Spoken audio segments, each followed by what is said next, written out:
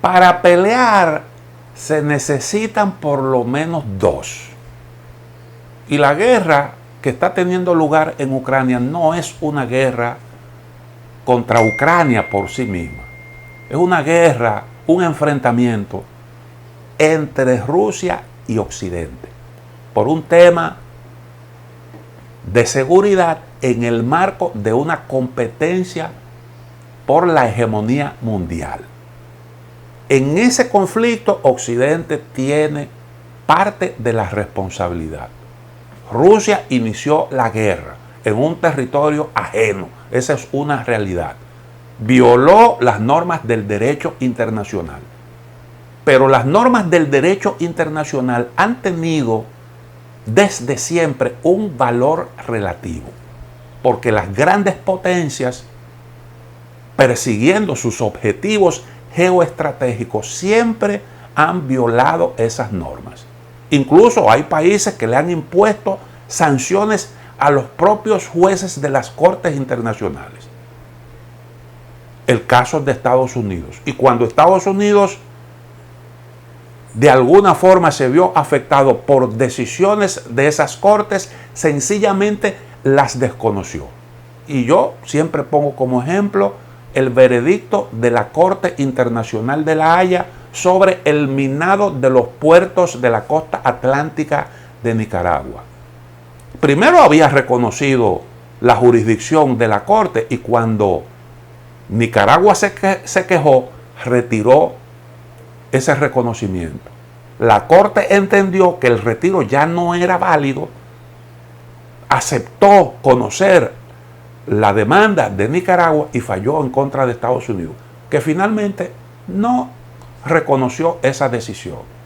Entonces, las potencias en esa competencia siempre han violado las normas internacionales. Yo creo que ese es un asunto que tenemos que tener bien claro, porque en el inicio de esa guerra tienen responsabilidades todas las grandes potencias. Unos porque la iniciaron y otros porque no hicieron lo necesario para evitarla. Y probablemente, muy probablemente, también la provocaron, como dijo el Papa Francisco. Esa es la realidad. Ahora, ¿qué pasa? Se inició esa guerra y es difícil entonces prever cómo eso pueda terminar. Porque desde que usted comienza un conflicto, nadie quiere terminar mal. Por eso es difícil terminar las guerras. Pero hay un problemita aquí. Y es que esto, su prolongación en el tiempo, está ocasionando un gran malestar a nivel mundial. Y Estados Unidos, que dice, estamos trabajando para resolver ese problema, yo creo que es al revés. Están trabajando para prolongar el conflicto, para que no haya un desenlace. Al menos por la vía diplomática, mientras no haya una condición que permita un arreglo que sea beneficioso.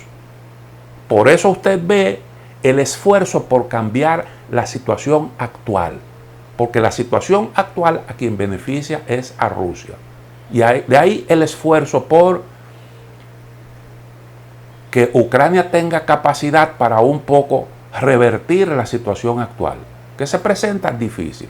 Ahora, el apoyo al menos está dirigido a que Ucrania resista, que eso se prolongue en el tiempo con la esperanza de que las sanciones puedan tener sus efectos en la economía de Rusia. Lo que se está viendo es que eso pudiera ocurrir, pero no en el corto plazo, porque ahí usted tiene una Rusia que se la ha arreglado para exportar su gas, su petróleo, sus productos a los mercados que han permanecido abiertos. Muchos países no se han sumado a las sanciones. Entonces usted tiene India, que está demandando muchísimo petróleo como nunca antes, y China también. Son mercados gigantes, grandes importadores de petróleo. Y bueno, pues Rusia ha encontrado mercado y sigue ampliando su mercado de exportación, orientándose fundamentalmente hacia la región asiática. Eso le da capacidad de resistencia, aunque naturalmente con el tiempo irá de alguna forma expresándose todo ese conjunto de sanciones que le han impuesto a este país. En este año Rusia ya resolvió su problema de cómo financiar la guerra, por esas exportaciones que ha hecho y por los precios de su producto de exportación, que son muy altos. Mientras tanto, el gobierno de Rusia mantiene en ascuas a toda Europa. Es una situación realmente dramática la que se está viviendo. Incluso Europa te está diciendo ahora mismo, le está diciendo a sus ciudadanos que lo que viene es muy difícil. Incluso advierte que es probable que algunos ciudadanos no puedan pagar la calefacción en el invierno, lo cual eso sería realmente, tendría un gravísimo efecto. Y el propio ministro de Economía de Alemania te dice a ti, ahí entonces habría un caldo de cultivo para el populismo. Nosotros esperamos que haya una actitud responsable de todos los políticos, de forma tal que nadie intente explotar una situación que se va a tornar explosiva, porque las escuelas pueden cerrar por el problema energético y la calefacción en el invierno, pueden cerrar muchas industrias y la economía pudiera prácticamente colapsar. Un escenario sumamente grave para el país la economía más grande de Europa. Pero hay países europeos que no están exentos de los efectos de la escasez de gas.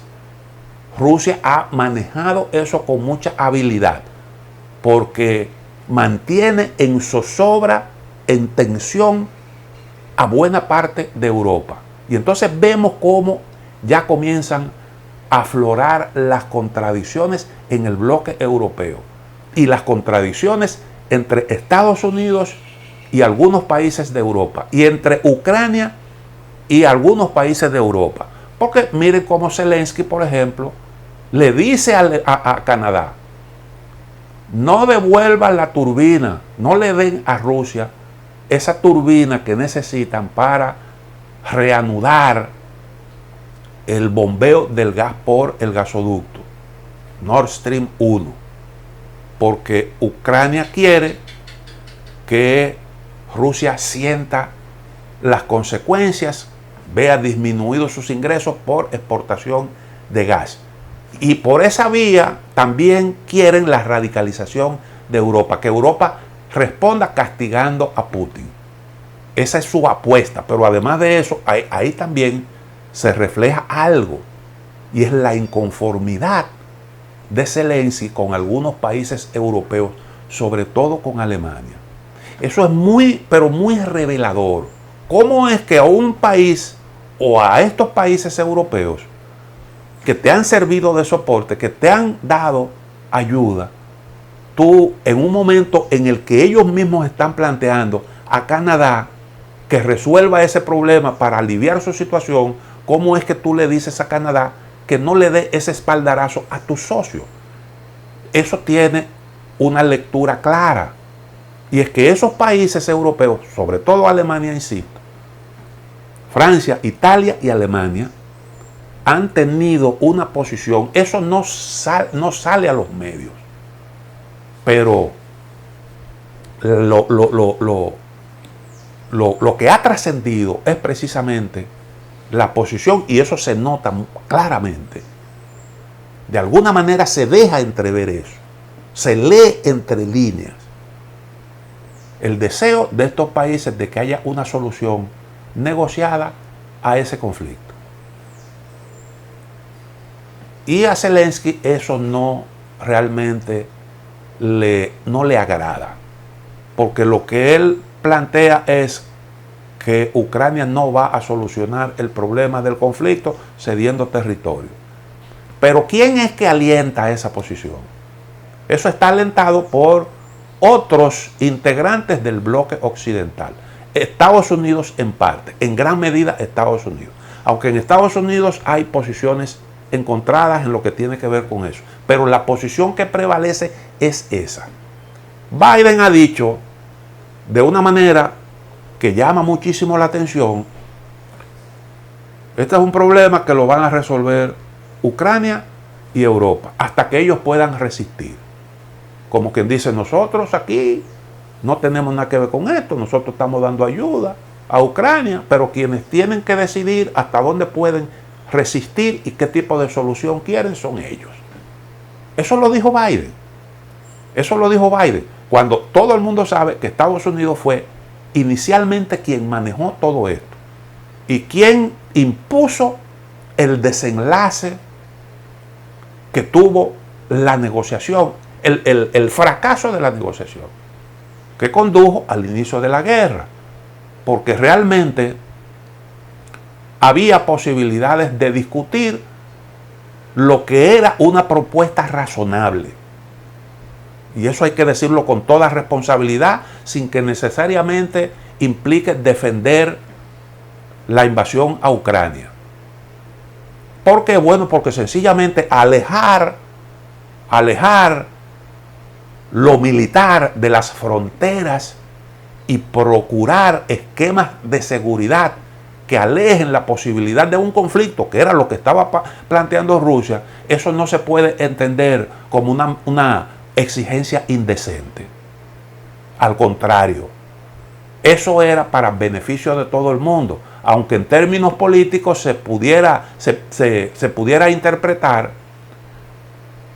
una decisión de este tipo como una concesión graciosa a un país que sencillamente estaba reclamando un nuevo status quo.